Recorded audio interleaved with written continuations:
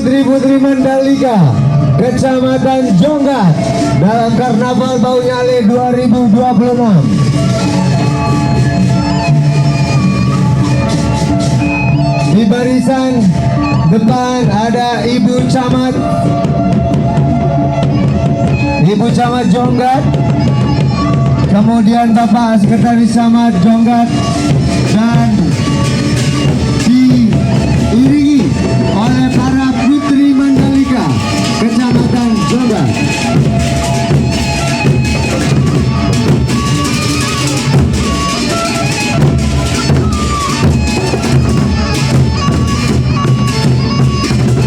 Tampak wajah letih namun masih tetap semangat, senyum lebar namun terlihat keletihannya cukup menderang pada sore hari ini karena memang ada sedikit crowd di bagian depan sana sehingga mengakibatkan barisan cukup lama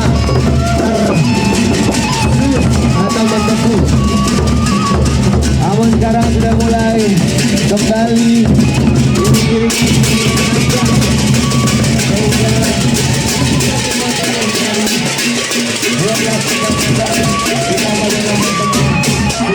sudah